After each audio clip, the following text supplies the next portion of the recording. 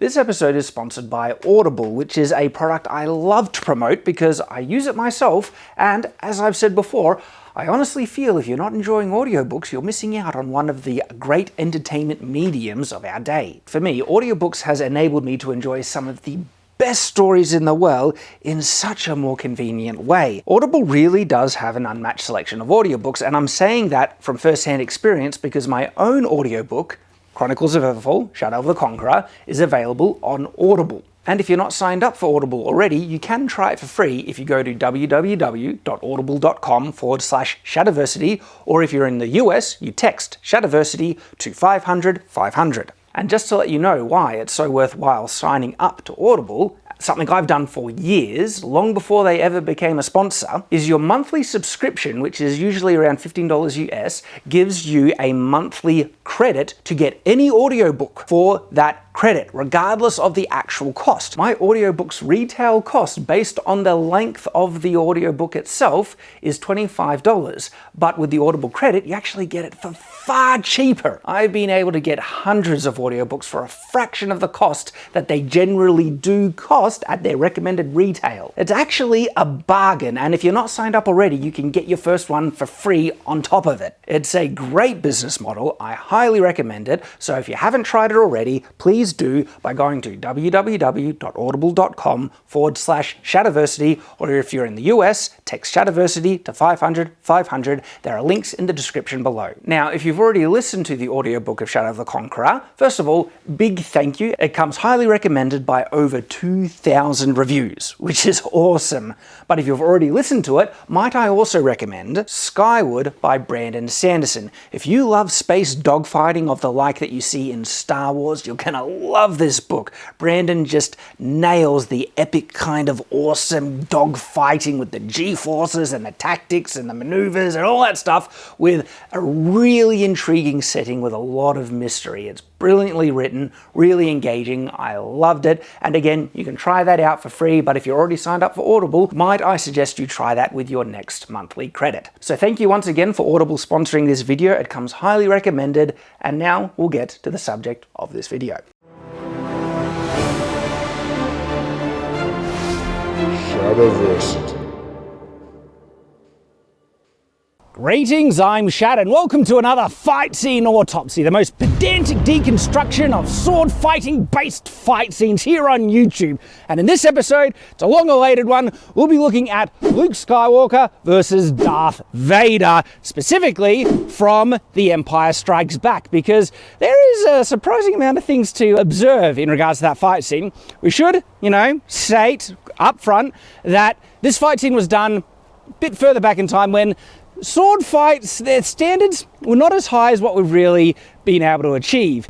If you've seen my review of the fight between Obi-Wan and Anakin, they stepped it up in regards to the choreography in that fight scene. It's brilliant. Please do go check out my previous Fight Scene Autopsy video on not only Anakin versus Obi-Wan, but we've also got The Witcher, we've also got the throne fight scene from The Last Jedi, and so now we're looking at a classic, but again, I just want to reiterate, we're not going to see as high level, but still there's some good forms, there's some good stances that I'll be able to point out and show what they're doing, but there's also a bit of and it kind of comes from a earlier time when people just picked up a sword and they were like just singing. By the way, this is my lightsaber stand-in because it's far more similar to lightsaber dimensions, and it has no actual edge, so I don't need to worry about edge alignment, because the lightsaber you don't need to worry about edge alignment. But it's interesting because I got my real sword here and it's flapping around, and so it'll be interesting to see how much it gets in the way with a sideways movement. But if it does, I'll just remove it, but I might actually pull the sword out as well to show you some proper moves there. But this is the main one I'll be showing, and as I was saying before, you're going to see a lot of overswinging, in this fight scene where it's like whoa, and they're just kind of trying to look cool without being very aware of proper sword form when you're actually fighting. On the contrast to this, there is some interesting proper sword stances that I'll be able to point out as well. So it's a bit of a half and half, this fight scene. It's really interesting, good things to point out. So now let's look at the actual footage itself, break it down as slow as we need to get a proper understanding of what they're doing.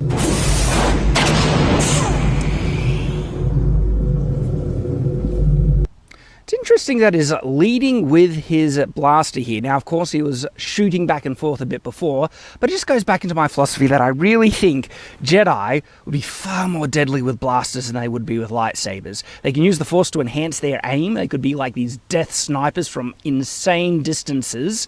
And we've also seen Jedi be overcome with blaster fire before. And so the fact that there's no logical reason in the Star Wars universe to explain properly why the Jedi aren't using blasters. And there'd be such a simple one. And again, I'm using this for a sci-fi property story I'm working myself. Just shields, personal shields that block blaster fire but doesn't block melee weapons because they're low energy and they pass through the shield. It's the Dune. This comes from Dune philosophy, that a blade will pass through a shield. That's such a great, simple mechanic you can apply to a sci-fi setting to reintroduce melee combat and sword combat. But Star Wars doesn't have that. And so blasters would be just so effective for a Jedi. Okay, we get to see the first sword stance in this fight scene, and honestly, it's not bad. We'll play a bit more forward so we get a better angle of Luke's stance here, but he's presenting the sword in very much a standard kendo stance, but for HEMA, this is somewhere between a plow or a long point. It's a very standard swordsmanship stance that we see in both Eastern and Western swordsmanship. Now, interesting, Darth Vader is using a single-handed grip. He does double-handed in many parts in this fight scene, but he starts out with single hand, and his stance doesn't really reflect that. He's just kind of holding his sword out with a single hand. When you generally, not always, but when you're generally holding a sword with one hand, you're going to be angling your body more sideways to get a bit more length and reach, unless you've got a defensive item in your offhand. If you have a buckler or something like that, then your shoulders won't be kind of facing on the side. You'll be presenting your chest more flat towards your opponent, so your other hand, your offhand, can come forward. But with this stance that Darth Vader is using here, he isn't really using any proper traditional swordsmanship single-handed stance. He's just kind of holding it.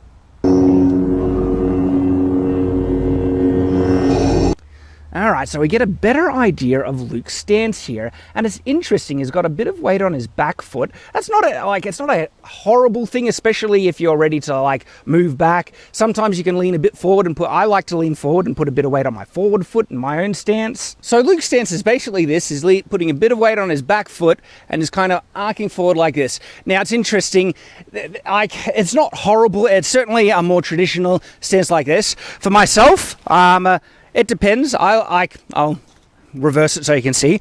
I often like to just lean a bit forward on my forward foot, usually because I like to advance more often than moving back, especially when I'm attacking, of course. But it's ready to just lunge and do whatever I need and then move back. But, it's not bad. Like he's just kind of doing this like this. This is kind of Luke's stance a bit, and it works. Oh, interesting. Small, sometimes the sound effects can mislead the actual contact of the swords, but wasn't horrible. So let's go back and watch that again. So this is interesting. Luke is sweeping his lightsaber around out of a guard, really wide to his side. Oh, it's dangerous.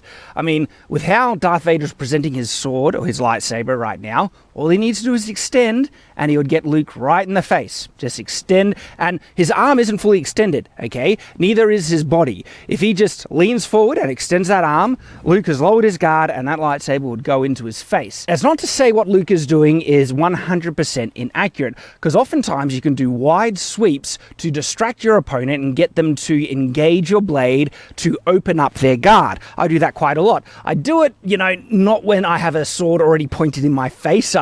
You need to measure your distance far more safe, but Luke is too close to pull off something like this, in my opinion. All right, so after sweeping it around like this, it's almost like it worked. Darth Vader did move his lightsaber looking to engage, or it seems like he's looking to engage, but he hits nothing but air because Luke has looped his lightsaber around up and is coming down. Darth Vader is bringing his lightsaber back to block Luke's strike, but it doesn't look like it's fully aimed. It's like a testing strike, and so they just connect here, and there's two sound effects. Okay, so they connect again. So it is two very brief connections. down on top, and then Luke withdraws to... No, Vader actually comes down for a brief, and it's funny, that strike that Vader is coming down with, that's aimed for Luke's head right here, so Luke better block it, which he does, okay? So Luke's strike wasn't really aimed too well, but Vader's one is a death blow if not blocked. Alright, and then Vader just sweeps his saber around back in a guard position. Honestly, out of the two, Vader had a lot more control and his strike was far more deadly. But that makes sense because Luke is a bit of a noob here, and even though I was saying Vader doesn't have a proper one-handed sword stance, it's like he doesn't really even need to. It's like he's not really trying, but Luke is really trying here. He's got a very serious, intense posture, and Vader's just like, yeah, come at me, bro. Oh, interesting. That was a low strike there. But it looks like Luke, he timed his distance well and just he raised his arms and let it hit nothing but air. And then he was going in for a strike of his own downwards. Vader has to block because that was definitely going to be hitting him. Oh, and then they do the classic sword, grapple pushing thing. Okay. There is so much that both Luke and Vader can do because you can tell by their just postures how much weight they're pushing into the strike. Luke is going all the way down and is pushing down, and Vader is holding it here just like that. This is such a moment of opportunity for the swordsman, which is why when you get in the bind like this, it's never static in real sword fighting. There's so much you can do. So Vader, he's holding it here. Luke is pushing down. If he just moved to the side, let Luke's lightsaber go down because it's putting so much force in, and he just went down and bang like that. Luke is pushing down, go into a hanging guard. So is there, hanging guard, whack! Luke is dead. In contrast, Luke is pushing down really hard like this. Vader's holding it like that. Vader's lightsaber, because it's particularly high, would just go completely over Luke's head, and all he has to do is move in and then side strike like that. Just go down, bang! And Vader would be dead. So both of them have such profound opportunities to take advantage of this bind, but no, they do the whole classic, Hollywood, grrr, push, push, push. I'm sick of it. But again, look, this is classic, it's old, so we still see it. And I'd like to see the sword fights in movies, pop culture and stuff, actually, because this is such a fundamental thing that so many sword fights get wrong because they love the whole clash. Grrr, I'm talking to you. And then Vader, he would have to be so strong to push. Luke had so much weight and pressure. He's basically applying all his strength and weight and leverage onto Vader, and Vader's holding him one-handed and pushes him off with one hand. Now, of course, he could have done so much more and just ended the fight there, but I guess we need to acknowledge Vader doesn't want to kill Luke. But that doesn't excuse Luke. Luke legitimately, I feel, wants to kill Vader, though, having said that, there were 2 strikes from Vader that would have been death blows unless Luke blocked. Would he have stopped if Luke missed the block just in time? We would assume Vader has that, control and skill, so...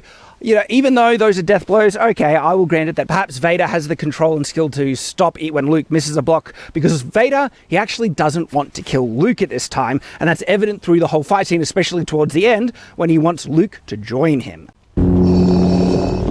It's interesting that in the original films, the main button to turn the lightsaber on was actually like in the middle of the lightsaber, and so out of necessity, seems like your offhand, your bottom hand, is the hand you need to use to trigger it. And if you're going to let go of any part of the blade, you'd usually let go with your offhand and keep your main hand, which has more leverage on the blade, that's the one grasping it. But it seems like if they're paying away.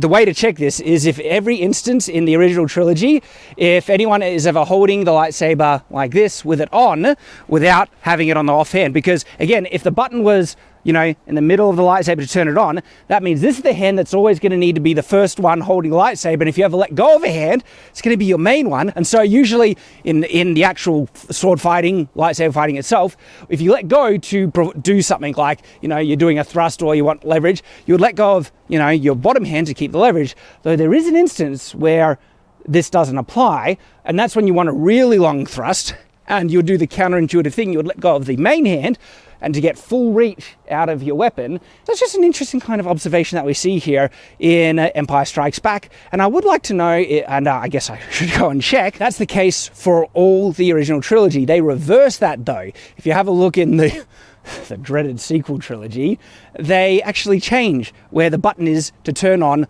Luke's lightsaber, Anakin's original lightsaber. It's not there. I think we see it Finn close up in Force Awakens even. He presses it right there and they change it. That's not canonical. It's wrong.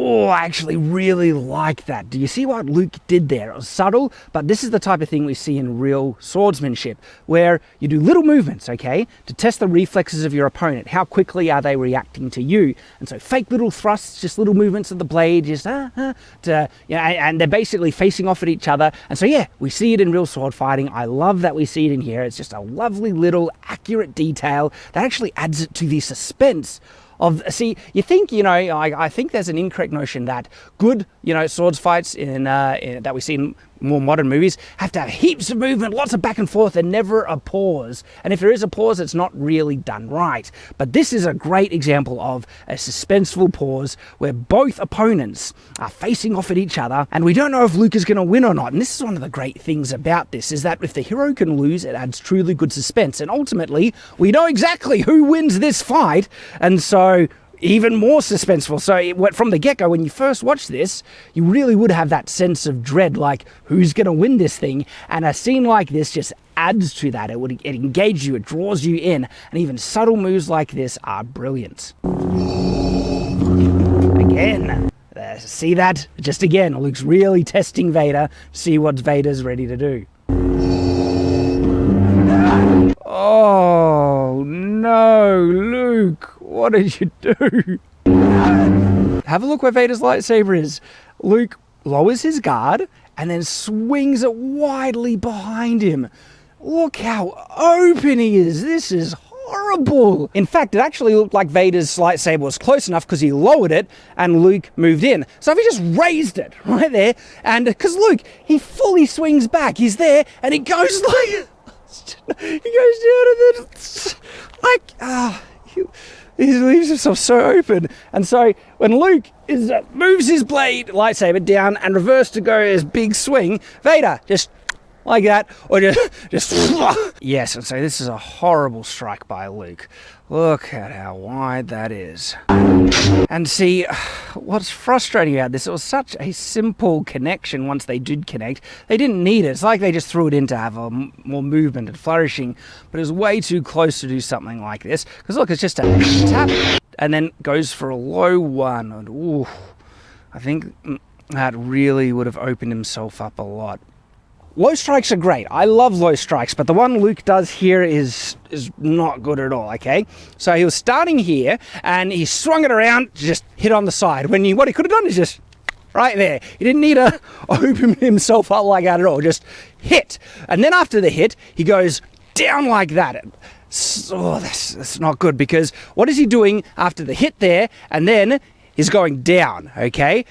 Look at how open he is up here.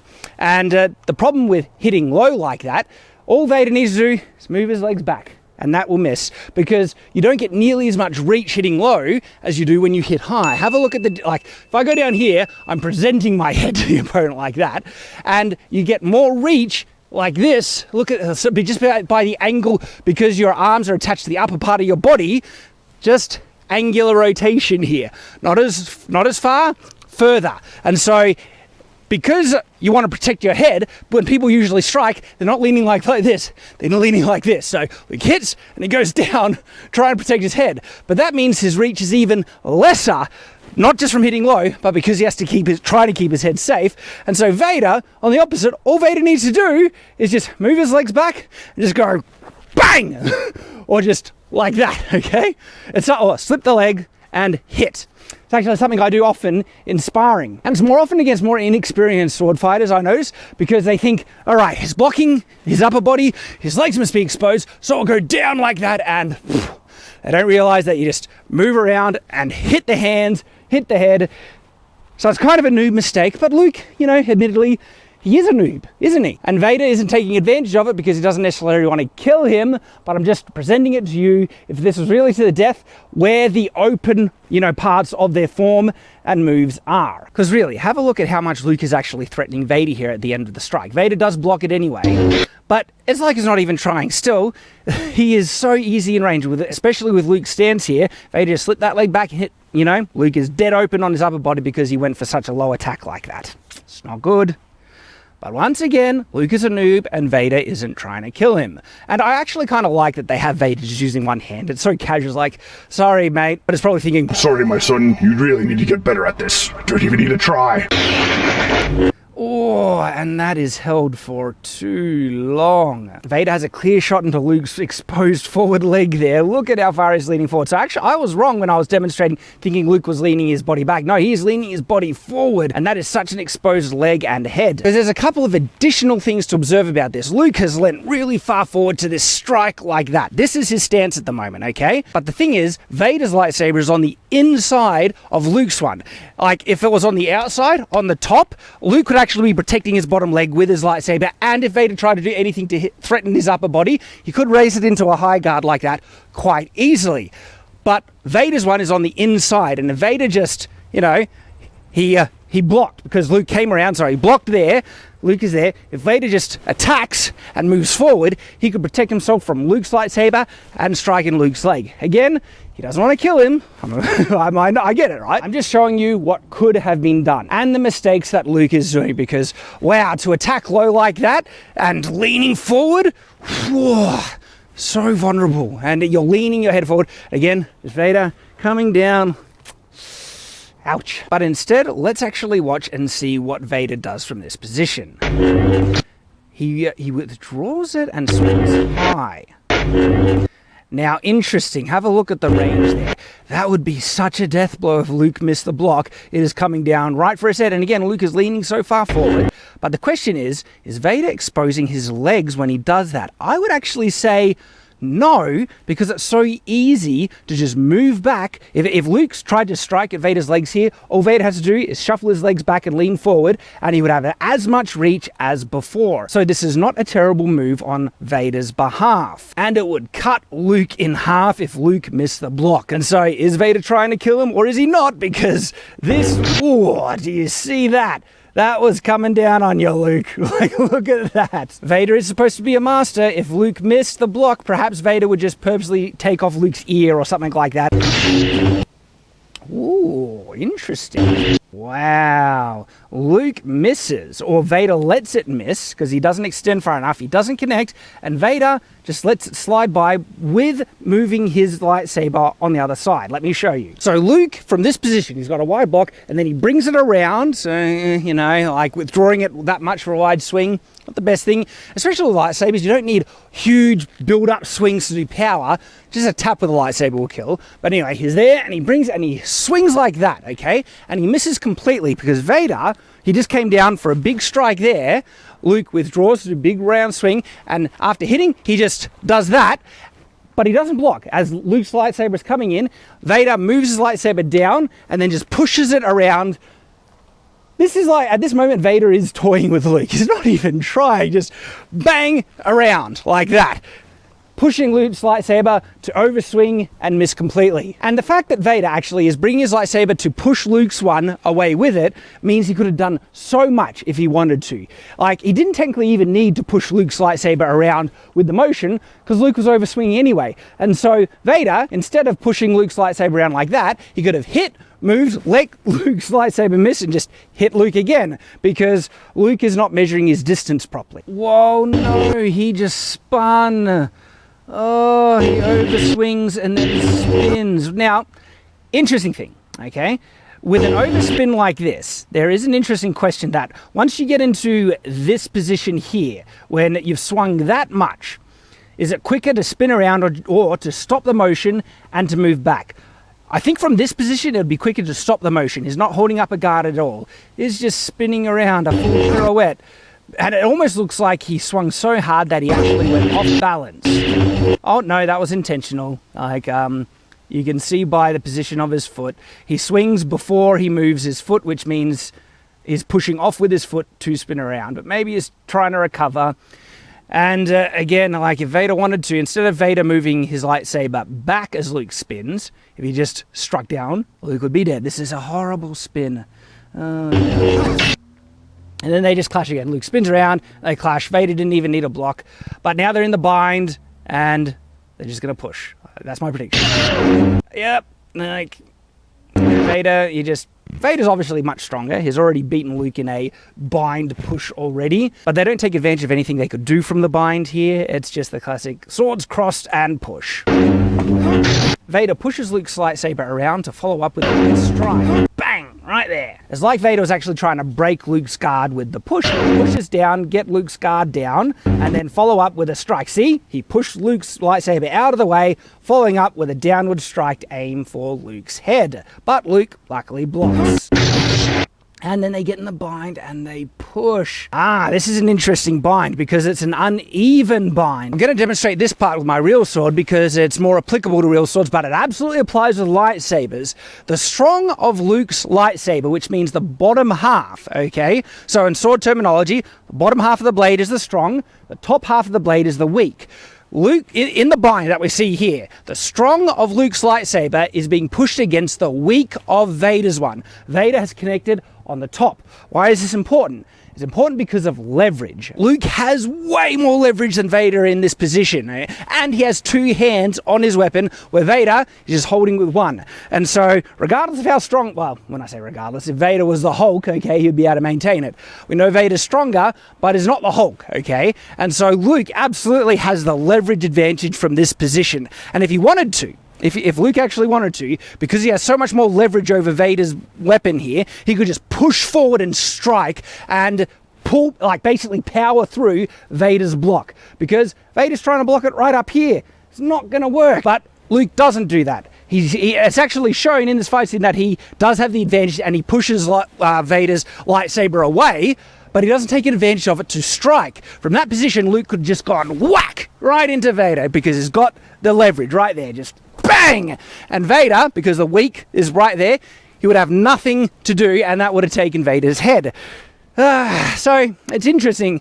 Luke, he is showing himself to be making a lot of noobish mistakes, but that does fit the narrative of the scene. So, it depends on how much Luke should have been trained to face Vader by Yoda. And you would have assumed that he would only have the confidence to face Vader if he achieved a certain measure of competence with a sword, lightsaber.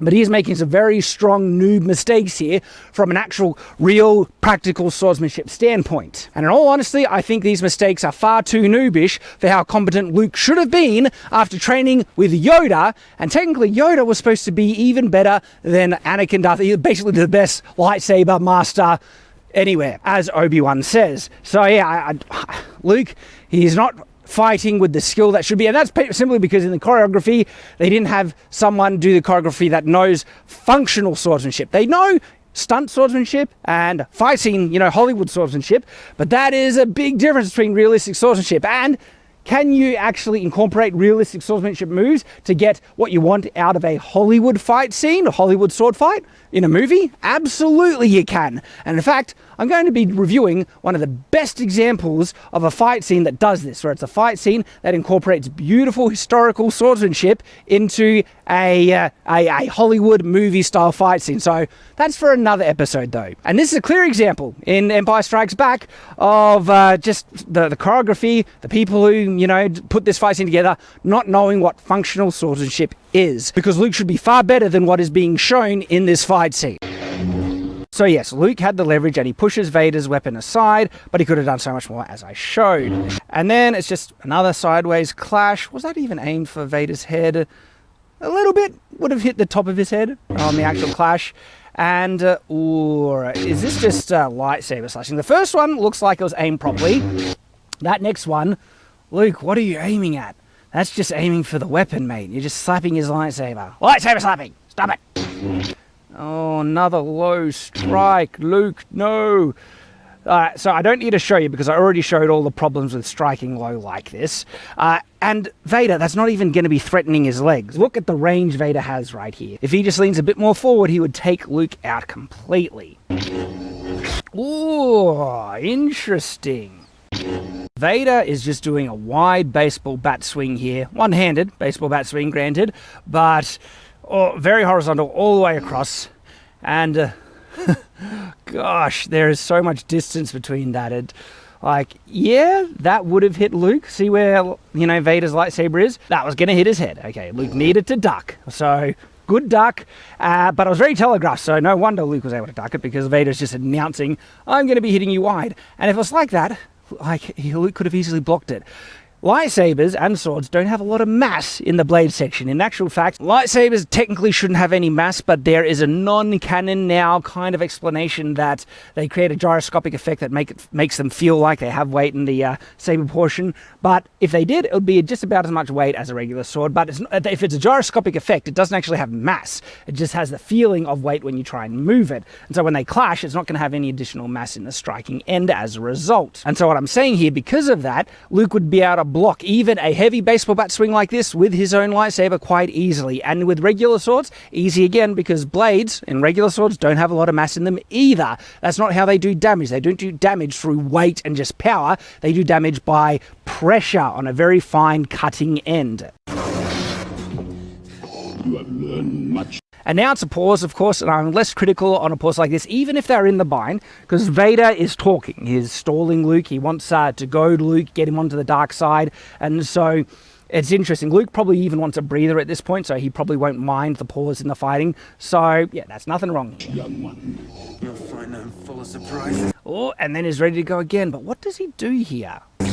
Okay, that's a feint. I was going to say he just aims at nothing but air, but that's a legitimate feint. And then he goes for a low strike, but Vader is just controlling it completely. Then, ooh, all right, there's a lot of cool things to try and break down here.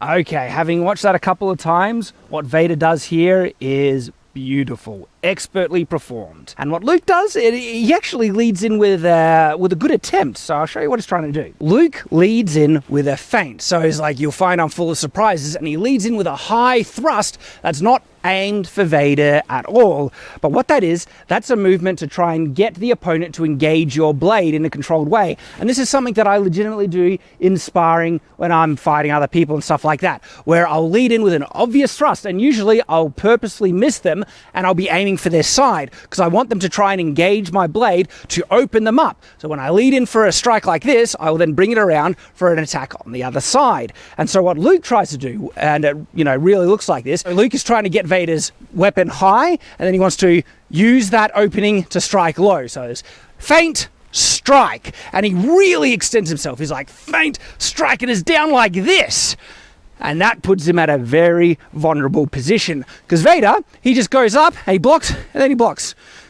It doesn't fool Vader, all right? So Vader is doing good. He's like, block, block, and then there is like a couple of other exchanges, and then they get into a bind, and Vader uses the leverage he has to just twist Luke's lightsaber around to the point where it goes all the way to here with Luke. And if you look closely, this is exactly what's happening. Vader basically pushes the lightsaber, I forget which way, but we can have a look to confirm this. But it gets to a point where it's here, and it can't get any more, and then with extra leverage, pop!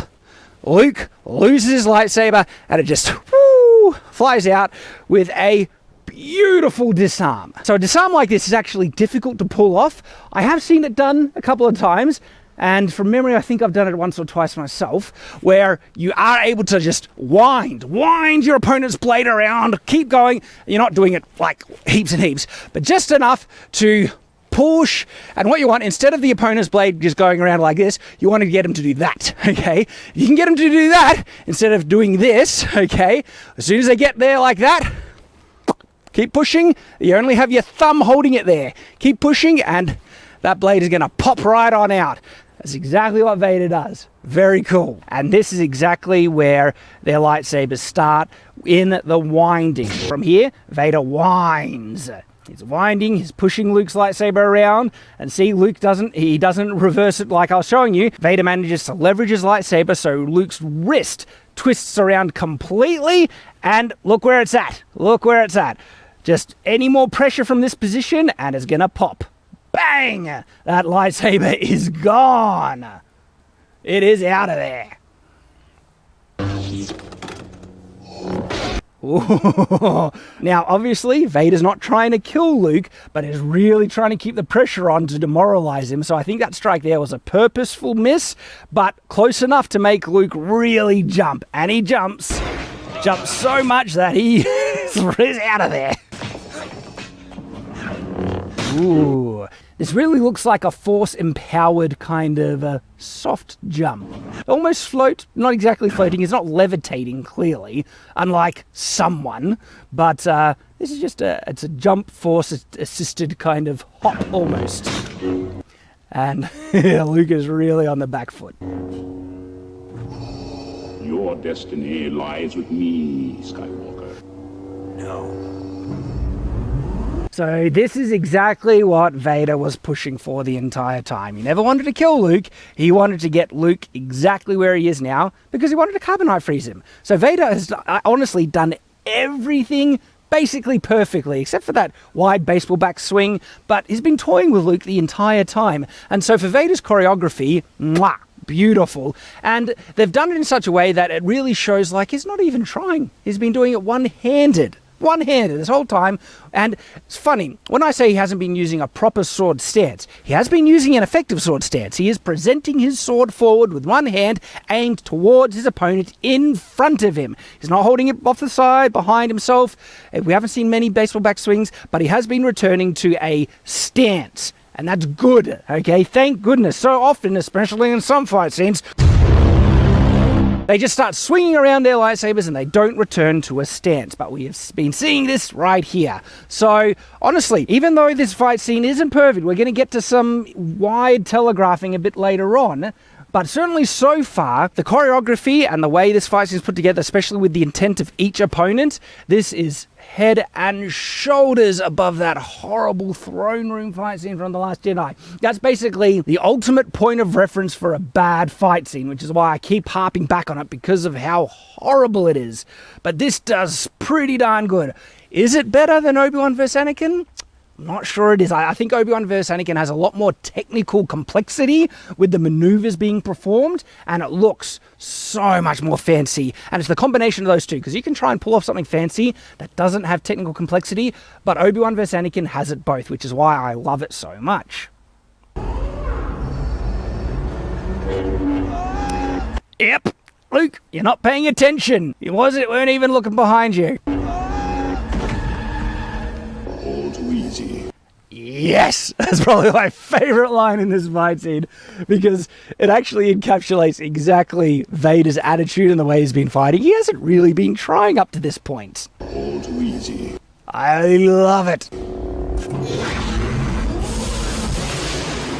And then Luke force jumps. Now, this is interesting. It shows that he's capable of doing it, but the fact that he does it so little indicates that it's difficult to do, takes concentration, and you only do it when you really need to. In actual fact, jumping really high in a sword fight like this, you can't, well, I was going to say you can't levitate or fly. That's contradicted, but essentially you shouldn't be able to levitate. Most Jedi and Sith can't levitate or fly, and once you're in the air, it's very hard to redirect your motion once you're moving in a certain direction without having your feet in contact with the ground. And so jumping in the air is a very suicidal move, so it makes sense that he's not doing it all the time, even when he can.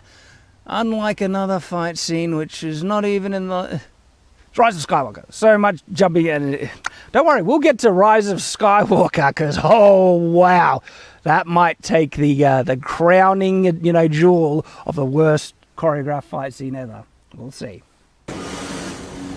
Perhaps you're not as strong as the Emperor thought. Impressive. Oh, that's a good line too. Impressive.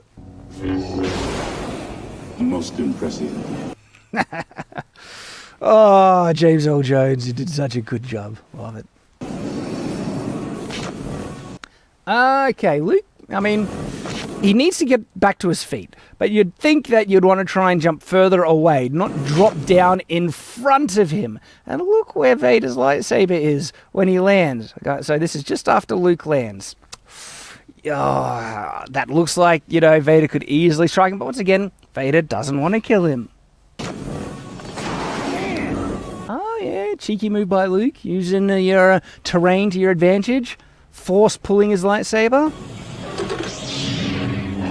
And then, big swing, Vader blocks. Oh, and in the bind, and they're just pushing. It's an even bind here, unlike what we were able to see before. But still, either of them, there's a lot you can do from this position. Obi-Wan has taught you well. Have a look at the pressure Luke is placing on Vader's blade. If Vader just withdrew his lightsaber and spun around, so look, Luke is like they're crossed, and then Luke is starting to push down, putting his weight into this bind. And Vader on the opposite side is getting pushed aside like this. Luke is pushing down. If Vader just withdrew it and does this, bang, like that, Luke would be off balance. He's pushing so much, as soon as Vader withdraws, he's going to go like that, okay? And he's going to be completely open. This is why being in the bind is such a crucial, important, and vital things you can take advantage of, because you can feel the pressure your opponent is placing on the blade once it's in the bind. You can feel it. And as soon as you feel them pushing way too much and you're getting pushed down, just like, he doesn't even need to do a wide hit like that. If he just goes down and in like this, Luke would fall onto Vader's lightsaber. Like, seriously, pushing down like this. So I need to get the right angle. It's hard to show because the Luke's lightsaber would be here. Vader just goes like that. Luke's lightsaber would slide off and go forward, and Vader just needs to go bang like that. Luke would be dead.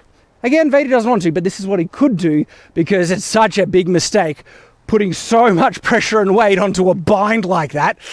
Whoa, don't do it. Obi-Wan has taught you well. So instead, Vader just pulls his lightsaber back, and it looks like Luke also withdraws before putting too much weight on. But if Vader did it sooner, like, because now Luke is positioned to withdraw his weight, but look how much is pushing down right here, okay? Especially when those lightsabers right here, see there? If Vader just moves his lightsaber down and in, that would get Luke right in the guts. You have controlled your fear. Oh, interesting. Vader goes for a low strike there. Luke, honestly, he actually did a good block. He lowered it inside Vader's strike and catches it, okay? And from that position, he can move it into a higher hanging guard if he wants to protect his head if Vader brought up his lightsaber to attack Luke's head. And then Luke brings it around to the other side, Vader blocks, and oh, that strike was aimed for his head. That was a deadly one. It's good to see that in most instances. It does seem like the strikes in this fight scene are aimed for the opponents. I've only seen one or two where they weren't, but one of them was actually a legitimate feint that wasn't aimed for his opponent. So that one actually works great as well. We're not seeing horrible aim for the weapon stuff here. Now. Oh, but they're in the bind again, and this time it's an uneven bind, and look who has the leverage. Now Vader, it's on the stronger Vader's lightsaber, and it's on the weak of Luke's. Vader wanted, he could try and pull for another disarm. Remember the winding bind? If Vader pushes down and then rotates to his left and spins, he might be able to pop that lightsaber right out of Luke's hands again, if he wanted to, because Luke, he doesn't have the leverage. Release your anger. They hold it for so long. Like, even though Vader has the leverage here, if Vader pushed down, all Luke needed to do is do a very deep step forward to get inside Vader's lightsaber as it pushes down to get Vader in the guts as well. So, both have so many options, yet they just hold it because it's a Hollywood trope. Only your hatred. See, look at that! He is straining with so much weight and pressure against each other here. Look at it again. Only your hatred can destroy me. Oh, you don't do that. Vader, what are you doing here? This is like... Alright, so right here. Luke wants to kill Vader. Luke wants to beat him. There's been no indication showing that Luke doesn't want to kill Vader here. And Vader has been doing mostly correct stuff. But right here, from being in the bind, when his opponent's lightsaber is pointed towards him, it's presented to him, he withdraws it and exposes his shoulder by telegraphing. Look at this. This is noob tier crap right here. Like, a master like Vader should never be doing something like this. He's completely open. Luke, all Luke needs to do is just step forward, move his lightsaber a little bit down to the side, and Vader just would be hit completely. He is opening himself up so poorly.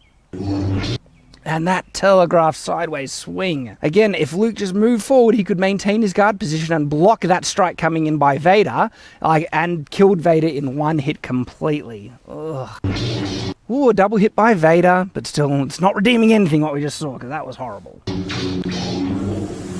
Okay, a little slapping back and forth. Now, Luke, he does a full-on flip over Vader's strike. Okay, it looks cool. Was it needed? I actually think it was a bit. Luke is in this position. He's holding a guard, Vader withdraws, and is coming in with a low strike. Now, you would want to block, okay, but what if you miss the block? If you blocked and Vader withdraws and his blade is here, all right, and you don't have the time to block it like that, and the lightsaber is coming in, it's about to hit you. What can you do? Like, you'd almost be dead. And in a last resort ditch effort move, and if you had the Force and was, you know, a Jedi and everything, if you could use the Force to just launch yourself up to flip over the blade because it was too late to block, I think it's great, and it looks awesome too. So I give that one a thumbs up. I reckon that's brilliant. Now, admittedly, your whole body would need to be moving pretty darn fast to dodge it over it. But we see a mistake here. Vader's lightsaber is already out of the way. It hasn't moved underneath him at all. So I might have to recontextualize what I was saying here, because the Vader's blade had already passed the other side, and now he's attacking in the opposite direction, and Luke's just flipping forward out of the way. And in that case, why didn't you just do a lunge, couple of steps forward, run forward, like whatever, or just block? So it's actually not needed, not from what we see after. Ooh, there's a telegraph. Do you see this? There's a baseball coming in, and Luke is setting up to hit the baseball. Does he hit? Is it a home run? I don't know. This is pure baseball swing. Baseball bat swing right here. Okay, just... Wow, there was a lot of telegraphing by Luke. Luke is obviously getting exhausted, and so it actually makes sense that fighting form can degenerate when you're getting exhausted, because it's just harder to keep track of everything, and you're tired, so you start to just throw more weight into your movements and kind of become sloppy with your leaning, and we're kind of seeing that with Luke here. See that last bit? That was a big telegraphing hit, just wide up. Okay, just slap down, slap high, and it was either side slap. Yeah, kind of still aimed for him, like the distance isn't perfect. Speaking of distance, have a look at where Darth Vader's lightsaber is and where Luke's hands are.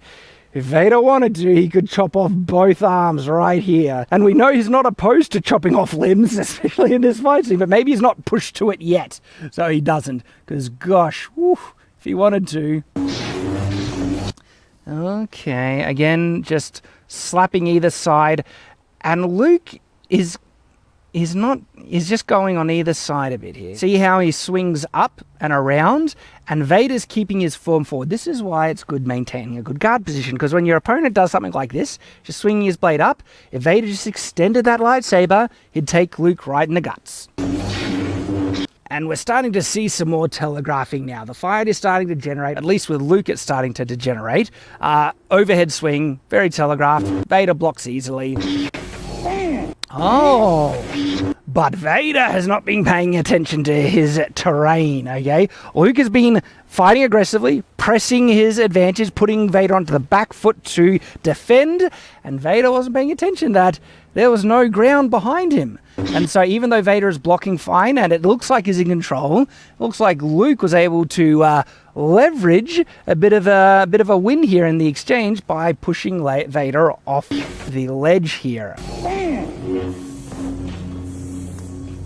Okay, so Luke has been fighting more like a noob here, but this is a win for him, and I think it's a legitimate one, because even masters like Vader can lose track of their terrain.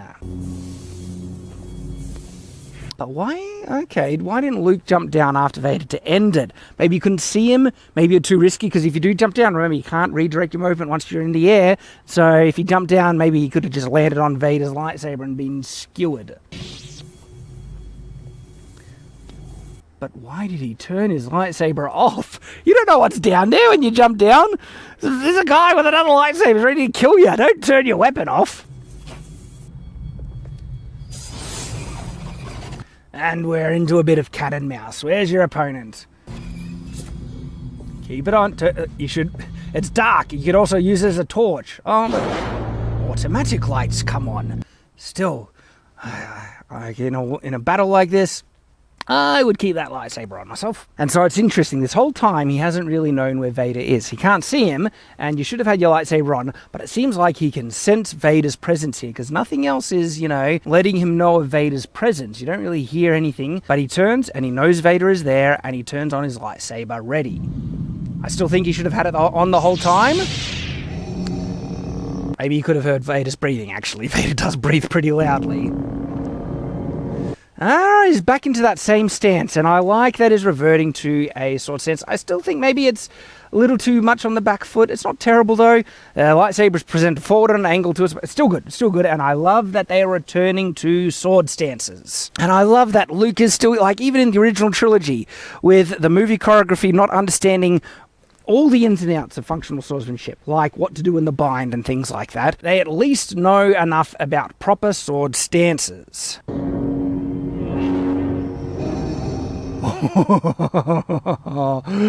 You see what happened there? Vader. He grabs it with two hands. This is like Vader saying, enough playing around. And it's just good acting as well. See the intensity on Mark Hamill there, and just the re-gripping of the lightsaber. It's all good. It's good facial acting and good body language as well.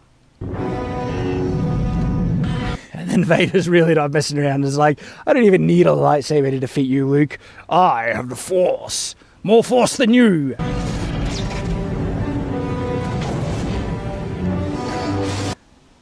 So, what did hitting that do?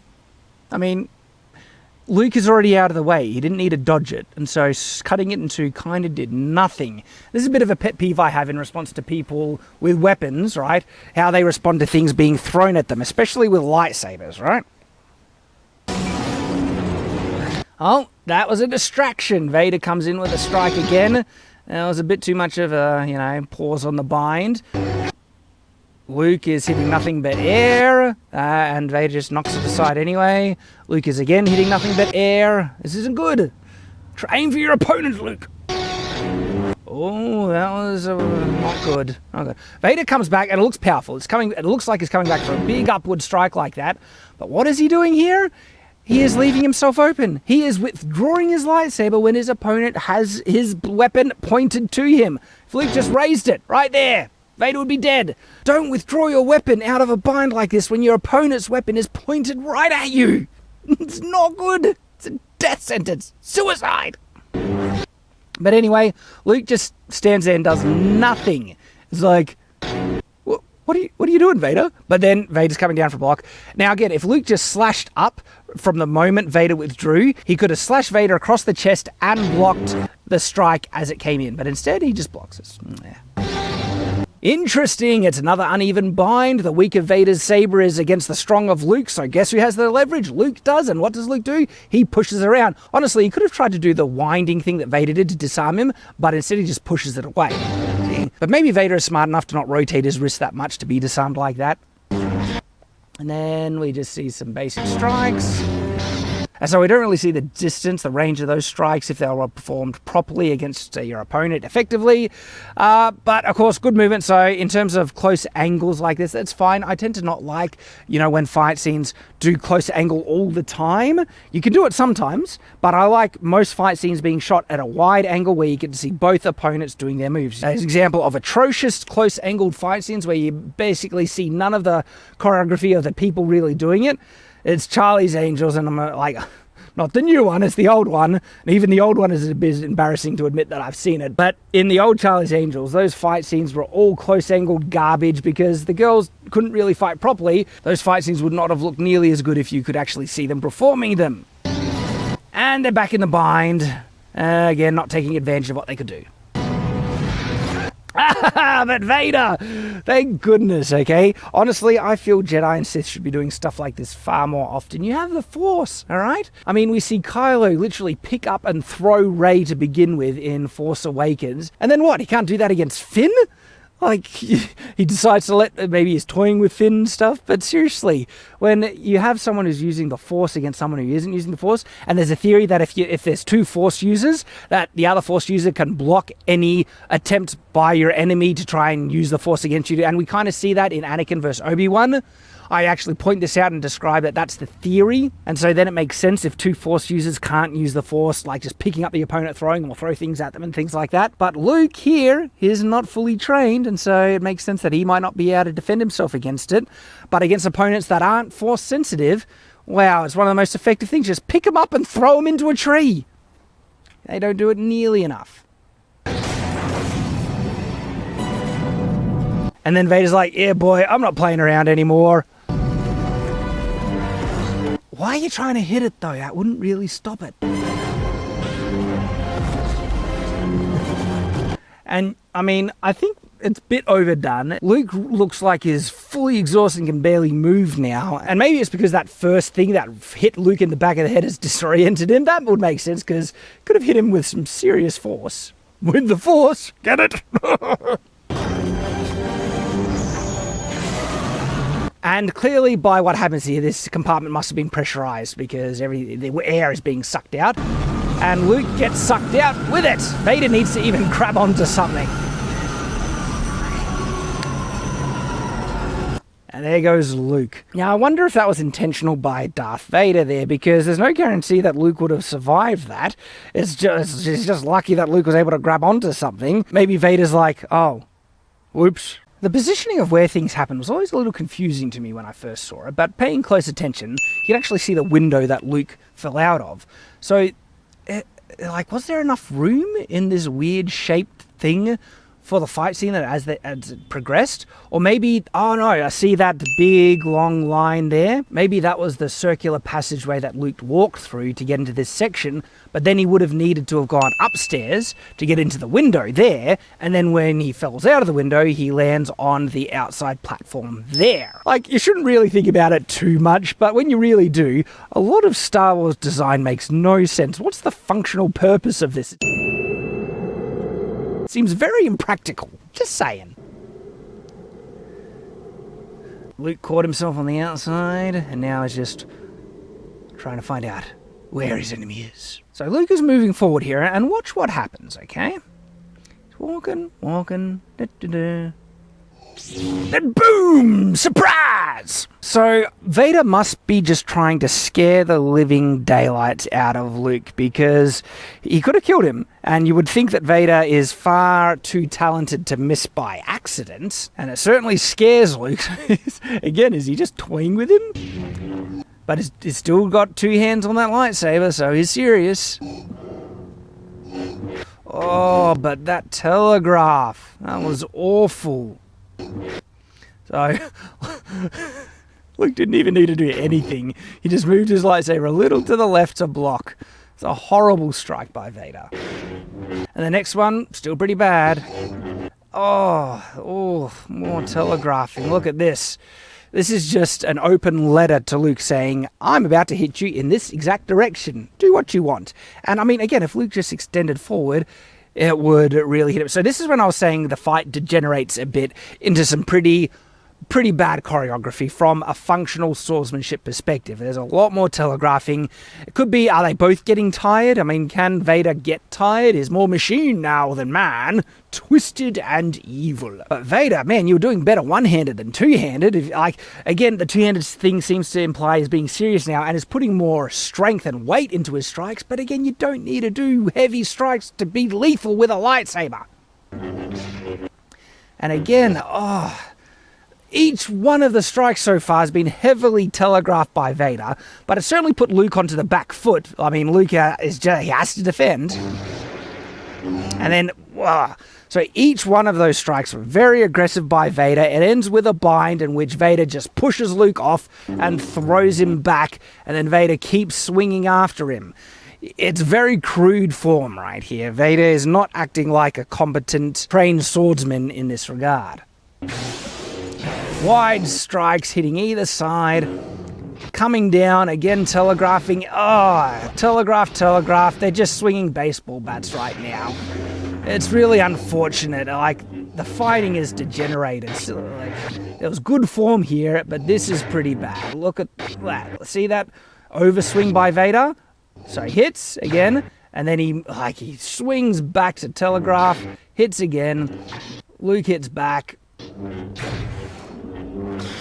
See that? Look at that. Luke is basically swinging a golf club here. Forget baseball bat. He's trying to tee off. Look at this. 4. Wow. This is a horrible bind. It's a low one. Both of them are crossed really low on their lightsabers, which means both of them have heaps of leverage and position they could reposition their blades into. Especially Luke, with Vader's lightsaber being on the side, and Luke's one is crossed like right here, and Vader's one is he's a bit on the side here in the cross, and Luke has more leverage, so it's down. So Vader's lightsaber coming here, Luke is here. Just do this, just twist, like even down like that. Be game over. Again, you can do so much with the bind, especially with a low bind like this, with the blade just there. Look at all the points that I can move, my weapon around because it's so low. It's harder up here because you have to move, the bottom part of your weapon around a lot more to maneuver. See how much the handle has to rotate to reposition if the bind is higher up, but if the bind is lower like that, you don't need to move that. Look how much the handle is now moving in retrospect. You don't need to move it much at all to reposition, to get around, to take advantage of the bind like that. And his cross, so just bang like that, down like that, up. And in every position, he would be warding off Vader's lightsaber at the same time because he could just hit like that. Oh, gosh. But again, there's a Hollywood. So they get in the bind and look at it, just, because Hollywood, it looks cool. So instead, Vader pushes Luke's lightsaber down, they hit the rail, flashes. Oh gosh, look how open Luke is here. Vader's lightsaber is extended not only to reach Luke, it's extended past him. And there's nothing in between Vader's lightsaber and Luke. He just moves it left ways, he'd chop Luke in half. Like, look at Vader, look where your lightsaber is. It's like Luke is dead. This is should be game over in 100 different ways. But no, they just... Are they grappling? Is that what it is? I can't... Mate. No, both hands seem to be on Luke's... Luke has both hands on his lightsaber, it looks like. But they're pushing some other way. And then Vader just knocks him down. It's hard to see what's happening exactly here. Yeah, it's hard to see. But anyway, Vader pushes Luke, and Luke is defeated pretty solidly. But Luke can't give up. And good on him, he will never submit. It is useless to resist. Don't let yourself be destroyed as Obi-Wan did. And Vader is creepy. He's been dominating this fight in every measure. So Luke should know by now that he has no chance of beating Vader, even with the pretty poor form Vader showed in this last set of exchanges. Luke knocks it aside, Vader swings down. Now this next exchange is actually really interesting because Luke connects, okay? So Vader comes in with a sideward strike, Luke blocks, they connect, knocks Vader's lightsaber down. Doesn't look like there's enough time for Luke to take advantage of that opening there, but he does kind of stand. And Vader, what is he aiming for here? That never would have hit him. Oh, that's awful. That's an awful hit. Vader, Vader doesn't want to kill him, but Luke, he hasn't brought his lightsaber to protect him in any way.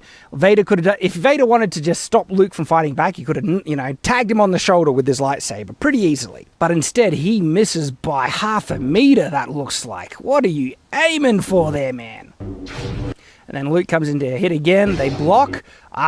This is an interesting part.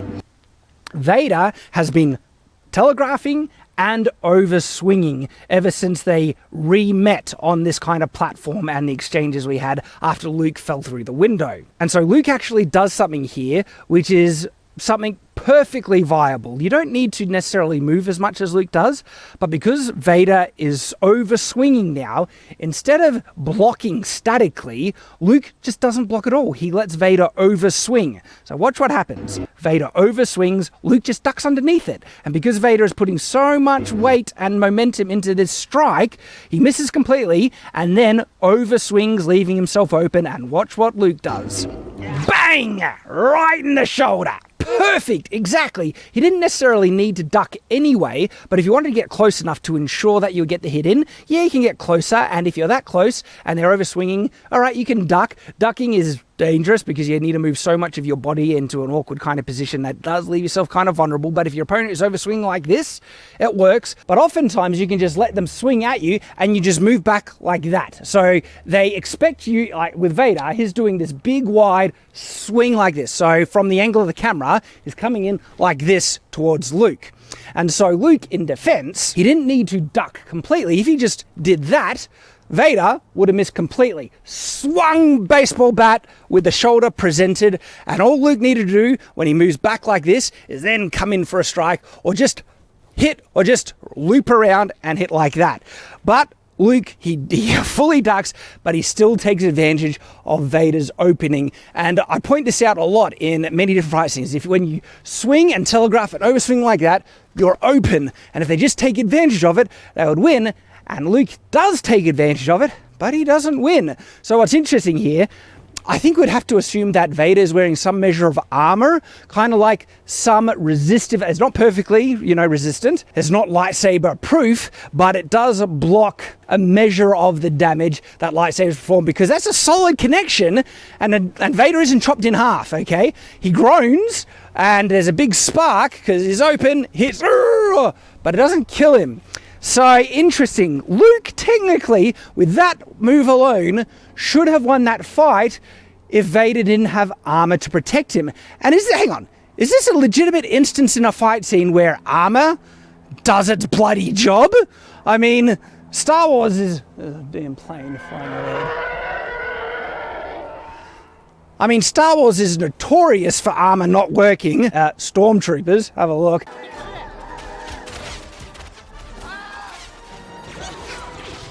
And by the way, people say that, no, Stormtrooper armor works because it disperses the energy over the whole body and just knocks them out. Armor that causes people to be knocked unconscious is the most retarded thing in the world. You would never want that, because if you got shot in the leg, you'd still be able to fight. But this armor, if it works the way people try to say it does, if you get hit in the leg as a Stormtrooper and disperses the whole body, knocks him out from being shot in the leg, that's dumb as anything. No, okay? Anyway, armor usually in Star Wars doesn't work, except like Mandalorian. That kind of shows it. So I have interesting debates about armor and Mandalorian with Mauler and Rags on EFAP. There's an interesting thing to check out about the way armor is employed in Mandalorian, because is it hitting the armor too often? It's interesting stuff. But even as far back as Empire Strikes Back, right? I think this is a legitimate instance of armor doing its job. And I wonder if it is a bit plotty armor, because they don't want Vader to be defeated. And so they allow Luke to get a hit on Vader and the armor blocks it. But if Vader wasn't wearing that armor, that should be game over. So Luke technically, well, no, actually. Luke has been defeated so many times, and Vader could have killed him in so many different points throughout this whole fight scene, and he chooses not to. So, no. Luke, sorry, I retract that. Luke has not won this fight. He has lost this fight repeatedly, and it's just that Vader has been toying with him and letting him getting back up that Luke was able to land this hit, which admittedly I won't call a lucky hit. It was a good technical response to someone over-swinging like that, where you just let them swing, miss, and then take advantage and hit on the other side. So I like that exchange. With all the crap that we've been seeing so far with the overswinging and stuff like that, this one was brilliant. Let's try and see how much force is actually in that strike that Luke landed there. So I'm going to go back a bit. He comes in, right? That looks like he's swinging with a decent amount of force. Bang! If that was not armor, Darth Vader should be chopped in half by that, because my goodness. Oh, and it hurts Vader, but wow, it's actually kind of amazing with how incredibly powerful lightsabers are to chop through things that it didn't chop through that armor. So maybe Vader's armor is made out of the same resistive, not completely resistant, but resistive armor that those red guys were in Last Jedi. Actually, no, not Last Jedi. That's not canon for me. Doesn't exist. What are we talking about here? Oh, now Vader's ticked off. You hit me, it's game over, and then boom! I like it. So Vader comes in with a big wide strike. Luke tries to duck again. Vader misses and chops in half that device thing. That's chopped in half. Alright, so here they clash. Luke's coming down in for a strike, one-handed strike. Vader blocks it, and there's a bit of a flash. And so here, Vader, it's almost like he's trying to do a disarm. Well, he does a bit of a disarm in one way. But he isn't wrenching the lightsaber out of Luke's hand. He's wrenching Luke's hand. Not wrenching, it's cutting, but wrenching Luke's hand off of his arm. Because he swings around and he throws Luke's blade up. This part here is a bit interesting. It does look like Luke is just waiting there to get hit. It's like, now my lightsaber is out of the way, I'll just let you hit me, right? So have a look. It's like Vader tried to disarm him, like he did before, with the twisting, but Luke didn't let his wrist get twisted out of the way, but he did let his hand get thrown aside. Twist, thrown aside, and then it does look like Luke just stands there to take it. Because, I mean, is that a solid second? Like, from this position here, one, bang. It feels like a solid second that Vader lowers his lightsaber and then raises it to take off Luke's hand. And Luke, he could have withdrawn his hand so easily. So this is a bit depressing. This is one of the most iconic, exchanges and strikes in all of cinema history, where Luke gets his hand chopped off by Darth Vader. And it looks epic, like in the sense of when you see this, that scene right there, that's what looks epic. You actually see his hand on screen get chopped off completely. People saying that, Star Wars, it's a movie with space wizards intended for children, right? And in the second movie ever made, which is episode 5. Sorry, I got it wrong. It's live. I meant to say 5. Don't crucify me. Episode 5. In episode 5, second movie ever made, you have someone legitimately getting their hand chopped off on screen. Actually, we've seen an arm chopped off on blood in the first movie. Clearly made for kids, my goodness. This is an awesome scene. Look how impactful and emotional. Look at, Luke reacts. Mark Hamill's great acting here. Bang! Full on hand chopped off. That part is awesome. It looks epic. And when you're watching that, do you remember the first time you saw that?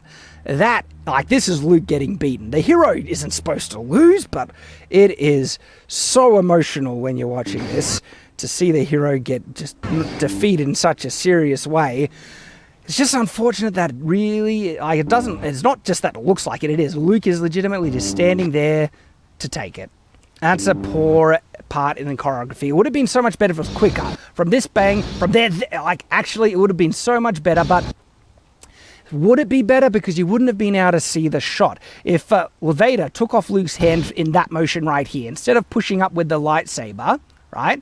Instead he angled the lightsaber a bit further down to the point where it was, at Luke's wrist and chopped off his hand right there.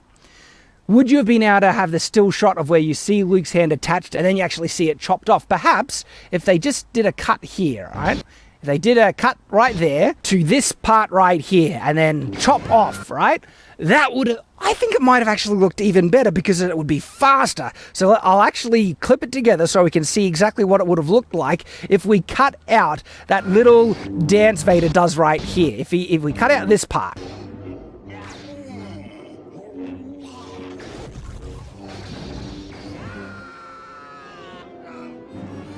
See, that looked way better in my opinion, showed a good technique. That Vader, he just leverages Luke's hands around and takes it off in the same motion without this big pause where Luke is just standing there to hit. It looks better. And you don't need to change anything, you just need to cut a small bit out in between and it looks brilliant and you can do it. And there we go. The fight is over and Vader has won. And I gotta say, overall, I think it's actually really good. There's some problems. There's a decent amount of problems. But it's only 30% of it had some issues in it. And then a good solid 70% was really top notch. And for the time it was made in, especially when they weren't adding really complex martial art maneuvers and stuff into the fight scenes to make it look more flashy, this is a top tier fight scene in that regard, if we were to take into account when it was made. Brilliant. Really, really good. And orders of magnitude better than Obi-Wan vs. Vader in A New Hope.